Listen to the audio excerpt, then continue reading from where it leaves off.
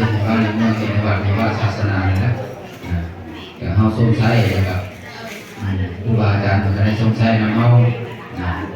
ต่างคนต่างอาศัยซึ่งกันและกันกับสามัคคีกันมันจะดีเป็นตัวเป็นงต่อไปเราจะได้ถวายข้าวบิณฑบาตถวายผ้าเผา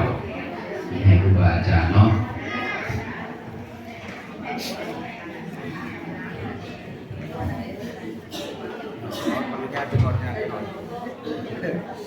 เป็นบอกไปสักก้อนจะได้ขับแกขนมสี่บาทยอดอะไรนะสี่บาทยอดขนม7 บาท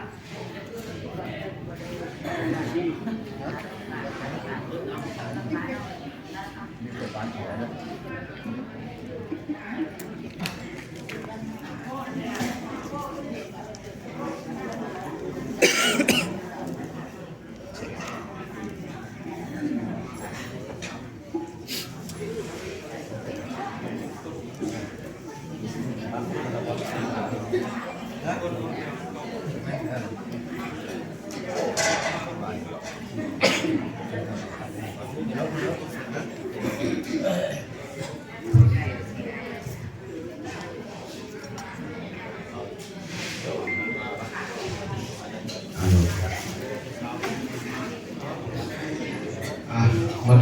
คนเด้อแต่คิดถึงใจก็ถวายยังพัฒหารนะครับบิณฑบาตเข้าไปนะโมตัสสะภะคะวะโตอะระหะโตสัมมาสัมพุทธัสสะนะโมตัสสะภะคะวะโตอะระหะโตสัมมาสัมพุทธัสสะนะโมตัสสะ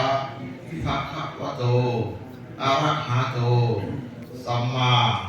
สัมพุทธัสสะพุทธรัตนังธัมมรัตนังสังฆรัตนังอะหังญาจามิพวกข้าน้อยทั้งหลายขออุทิศส่วนบุญกุศลเหล่านี้ถึงดวงวิญญาณทานผู้มีพระคุณบิดามารดาสามีภรรยาปู่ย่าตายายและครูบาอาจารย์และสรรพสัตว์ทั้งหลายถ้าเพิ่นยังตกทุกข์ขอให้พ้นจากทุกข์ถ้าสุขแล้วขอให้สุขยิ่งขึ้นไปก็ขาเทินอิมานิมะยังพันเตภิกขุสักกสะโอโนสยามะสาธุโนพันเต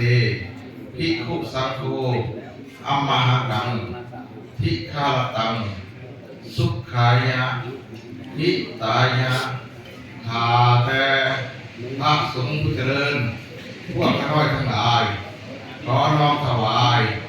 เครื่องทหารและข้าวบิณฑบาตและเครื่องบริวารทั้งหลายเหล่านี้แด่พระภิกษุสงฆ์พระภิกษุสงฆ์จงรับเพื่อเป็นประโยชน์และความสุขสิ้นกาลนานเถิดสา